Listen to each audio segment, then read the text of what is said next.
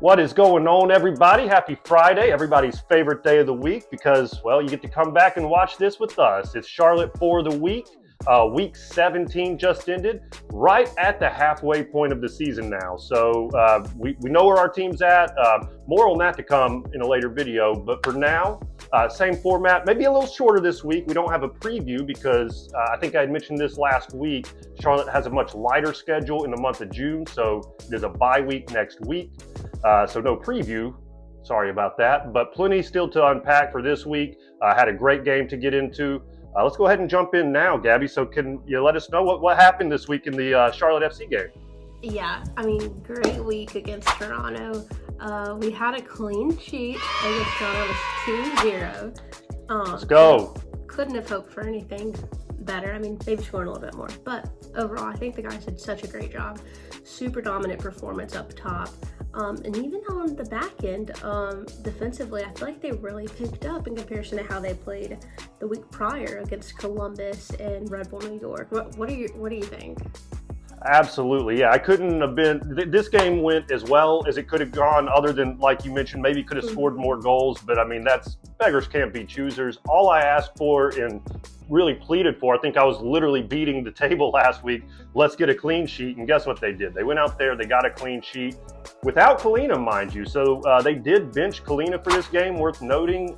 I don't know that that's going to stick. Of course, obviously, if David Bingham, who did come in and obviously performed admirably, got the clean sheet. I don't know if this is a sign of things to come. I do think obviously Kalina still, has the better, pedigree and will be the starter moving forward. But I think, and Dean Smith even mentioned this in the post game, we just needed to get Kalina a game off, kind of clear his head a little bit, and obviously, bringing Bingham in, it did do the trick. I mean, the defense, they played great. Not just the defense, the team in general. I mean, they were moving the ball up and down the field at will. They had the ball the entire game. It was one-way traffic. I mean, it was 0-0 after the first half, which kind of stunk because we had dominated so much and had so many opportunities. Matter of fact, you go look at the expected goals for the game. Charlotte finished at 3.5 expected goals. Toronto only 0.6. I'm surprised it was even 0.6. I don't know where that came from because, I mean, it seemed like they had literally no chances against Charlotte in this game. Matt, and the other note I had here, Abada by himself had a higher expected goal contribution than the entire Toronto team. He was at I didn't take the note down. I think he was somewhere around like 1.2 for himself. I mean, he had a great game other than actually putting the ball in the back of the net. But really, really great performance overall. Like I said, 2-0, clean sheet victory, perfect way to end May. Obviously, the month of May in general was not kind to Charlotte. We already documented and know that. But hopefully this was a sign of things to come moving forward because I don't know that they could have done much better for a 90-minute stretch, right? I mean, they were dominant from the minute the game started all the way until it ended. And yeah, the score happened to only be 2-0. Could have easily been 4, 5, 6, but we're not worried about that. It's 3 points on the road. That's the most important piece there. I should also mention, shout out David Bingham. Again, we did bring him in for the game.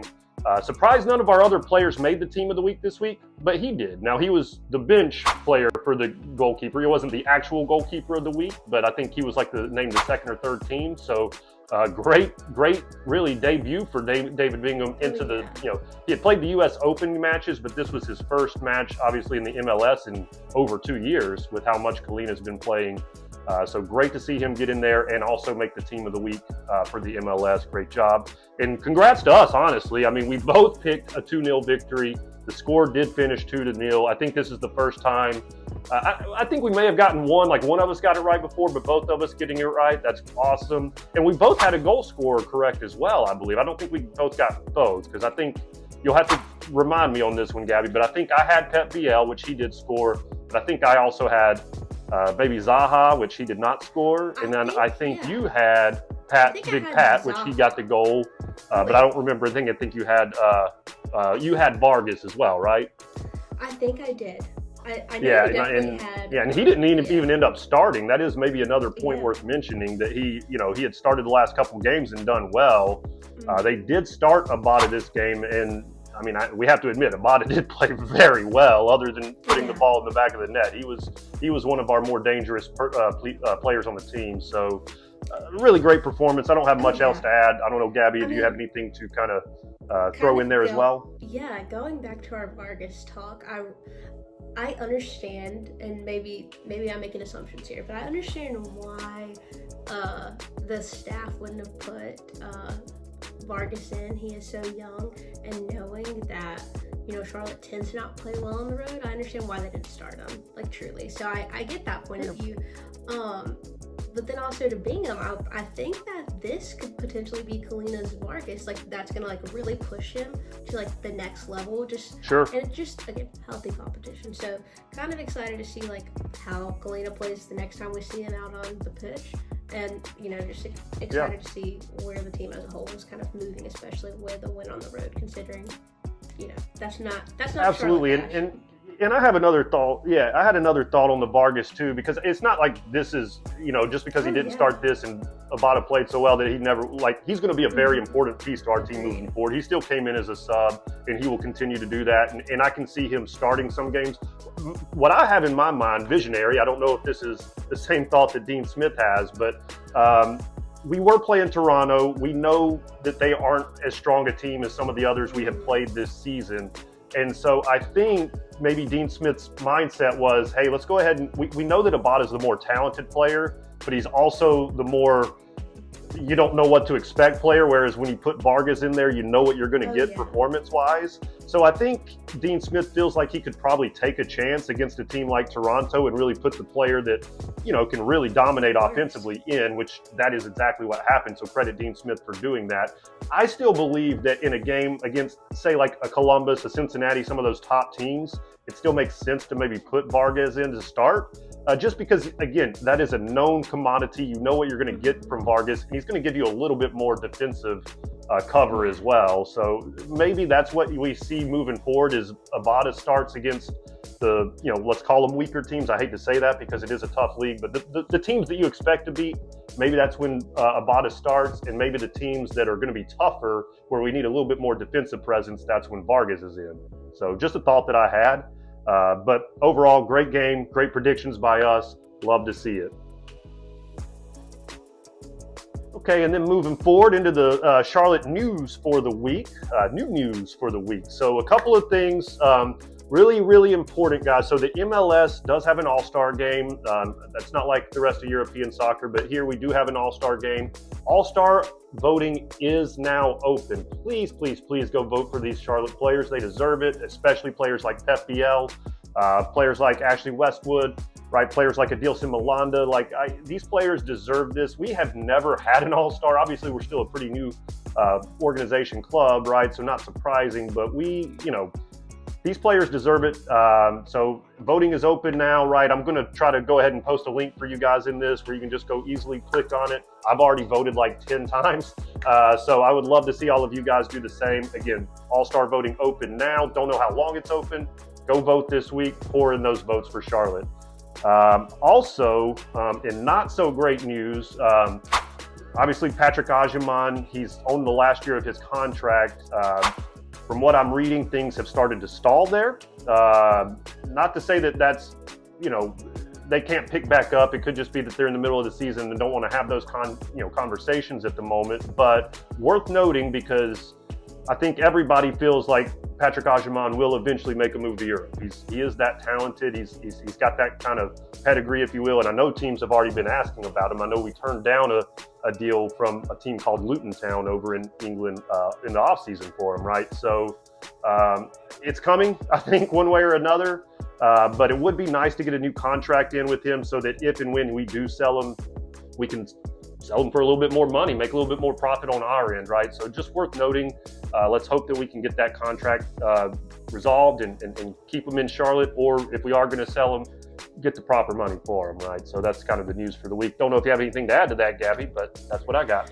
No, I mean, I don't really, but it's ironic that the contract is up this year, because recently, and I think I reached out to you a few weeks ago about this, Mark, in regards to, I had like looked up some of the player salaries, and not just like in regards to Charlotte, but like in the MLS in general. Yeah, and I remember that conversation. You were shocked. Yeah, it's extremely low. I mean, I was very, very shocked, and I obviously understand they have endorsements and they have, you know, other perks and other ways that they make money outside of their salary from the team that they're employed by. But I was very shocked. It sat around like 71 to 72 grand, and I was definitely shocked, to say the least.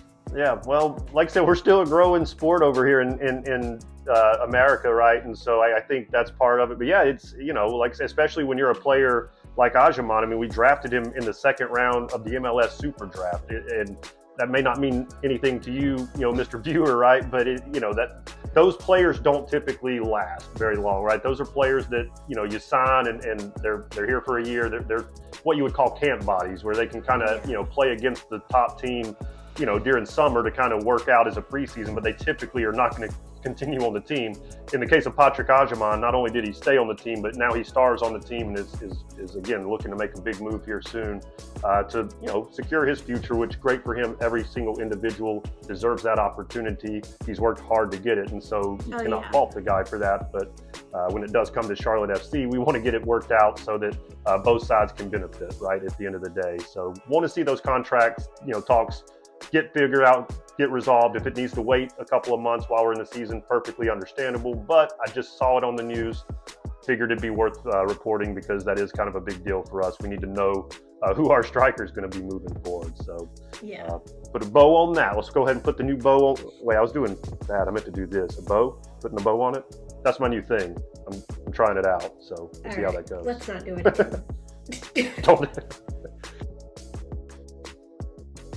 All right, and last segment of the week, this one. So again, a little shorter video, like we mentioned, no preview since there's no game next week. So last little segment of the week is the Around the League, kind of going around with the other MLS teams. So week 17, again, midpoint of the season. Very midpoint of the season. It took all the way to this point, but we've been tracking it all year. Guess who got a victory this week? You know it. Those LA Galaxy finally, hey, where's the pop some champagne, boys and girls? They got the victory this week. 2-0 over Real Salt Lake. Stinks to be Real Salt Lake and give up that first victory, but hey, congrats to LA Galaxy. And I couldn't necessarily believe it. I had to go back and watch the goals just to make sure it actually happened, or this wasn't some figment of my imagination. It did happen, and not only did they score 2 goals, they were 2 beautiful goals. So I think you were onto something last week, Gabby. You had mentioned you had watched that game last week against San Jose where they couldn't quite pull through, but they pulled through this week. I mean, the 2 goals they scored were very professional goals. I mean, looked good doing it. So really, you know, we've been kind of poking fun at them all year just because we don't mean anything by it, LA. We're so glad you were able to get that victory. Maybe this will propel you to the second half, because we know you're better than what your record has to show based on last season. So we'll see if this is a sign of things to come. So, but anyway, big congrats to them.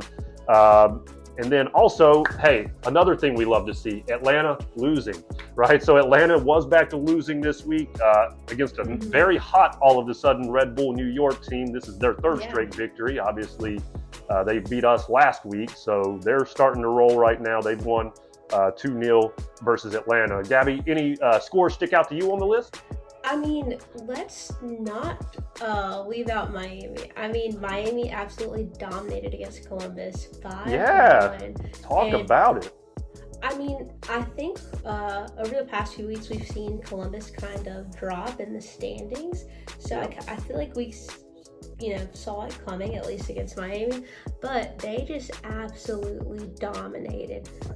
Yes, they did. I watched that game. I had to go back, and the same thing as the LA game. I was like, I got to go back and watch it. 5-1. Wow. I mean, I couldn't believe that scoreline when I saw it, because again, it's not that we didn't think Miami wasn't capable of beating Columbus, but 5-1. They dominated, and they did it in a different style, right? I mean, we're used to seeing Miami, keep the ball, pass the ball, just dominate possession. They didn't do that in this game. They let Columbus basically have the ball. They played kind of like Charlotte, to be honest. They sat, or at least the way Charlotte would want to play, I think. They really sat back and let Columbus have the ball.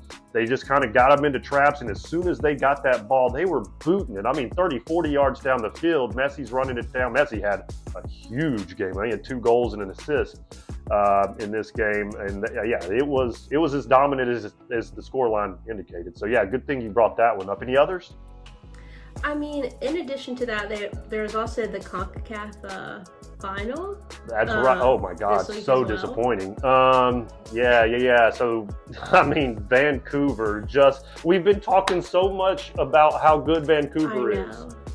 They go and play this Mexican side, Cruz Azul, in the CONCACAF final. If you don't know what that means, it's really just kind of a collection of all the teams in North America, right? Obviously, Canada, U.S., Mexico, any of the Caribbean teams, right? I think all the way down into Central America. But anyway, this was the final. Vancouver, they lost 5-0 against Cruz Azul. And not only did they not score, they didn't have one shot. Not a shot on goal, not one shot the entire game. I mean, they got dominated in this game. So that was disappointing. I don't know what else to say. I don't know what happened, but they just got worked in this game. So they definitely didn't play like they usually do. Definitely was not the traditional Vancouver that we see every weekend. So I was very shocked to see them play the way they did. Yeah, that was something. Yeah, and then and any others? I think there was another bigger game as well, right?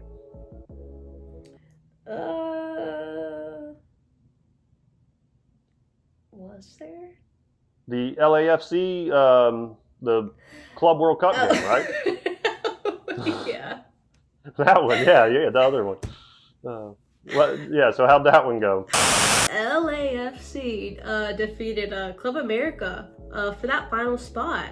Nice. Little payback for the other Mexican. Yeah, Mexicans destroyed us in the CONCACAF, but then we came back and beat them in that. So I guess that was good to a certain degree. But yeah, I was a little upset. Go ahead. You're upset? Why? Talk me through that.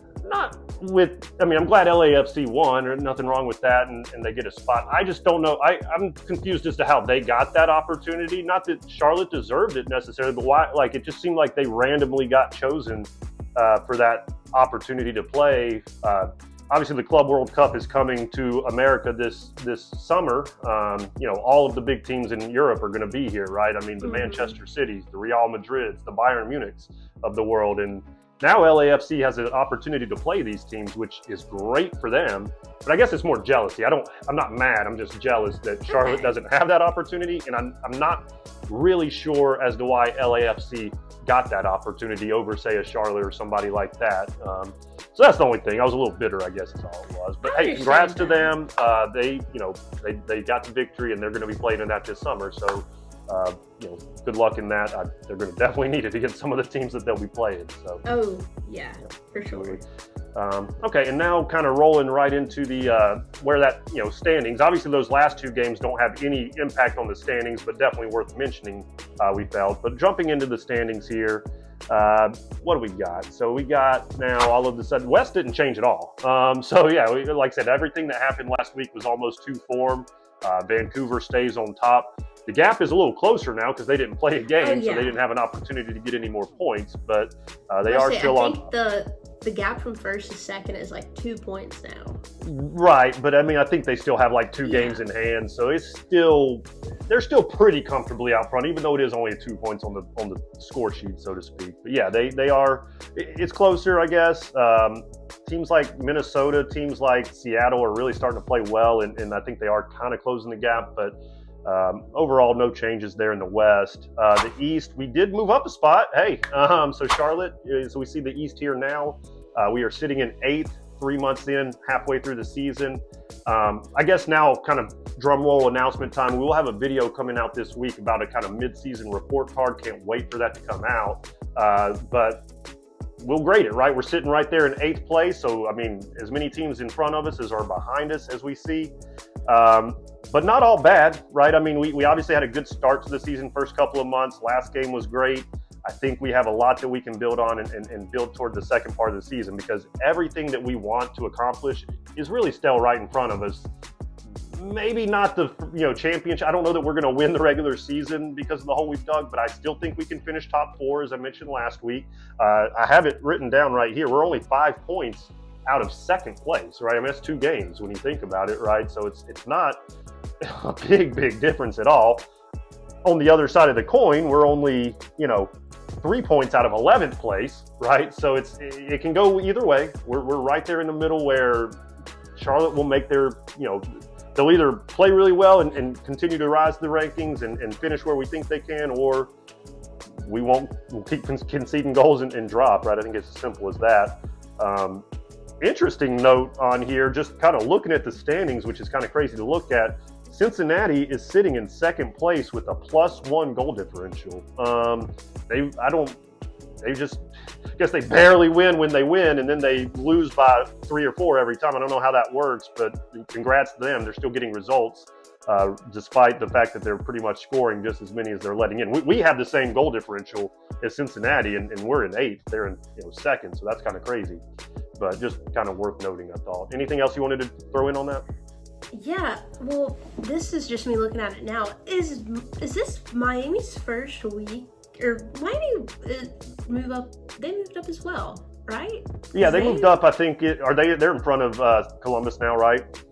They're in front of Columbus and Nashville. Yeah, so they had a couple weeks in a row now that they've won, so they're kind of back on their trajectory. I like I said, that if they play that way, I assume that may be the style that they're maybe moving toward, is a little less possession, a little bit more, we'll call it route one, like they did this week. That was very dangerous to watch. So yeah, keep an eye on them for sure. Oh yeah, and then also Columbus going the other way. Top 5, yeah. Yeah. They're dropping. They're down 5th. Yeah, they've had kind of not as bad a stretch as Charlotte had, but they've lost at least 3 out of 4, I think, at this point. And I know the only one they didn't lose was still just a draw. So I think they've gotten 1 point out of their last 4 or 5 matches. So it goes to show you, it's not just a Charlotte thing. This league is tough. Every team you play, I mean, there's 30 plus teams, they're all good. And that is something that is not the case in most of the European teams. You're not going to see that outside of the MLS. The way that the league is set up, the roster management, every team can beat every team in the MLS. You have to be able to bring your A game to win. And Columbus, again, we know how good they are. They've been great for 5-6 years now, right? But they lose too, right? They're not immune to sliding if you're not on your A game. So very good point there as well. I don't know that we have anything else, right? I was about to say and next, but there is no next, right? This was it, right? So that was all we got for this week. I hope you guys really enjoyed watching, and like I said, I have another video coming out I'm thinking Monday-ish of next week, so be on the lookout for that. It's going to be the report cards, like I just mentioned. So we're going to kind of give you a progress report on each of the, on Dean Smith, on the defense, on the offense, and on the midfield. Really excited about that, just because we're right there at the mid-season point and think you guys deserve it, right? So look out for that this week. If you haven't already, go like and subscribe. Appreciate you all. As always, that's Charlotte for the week.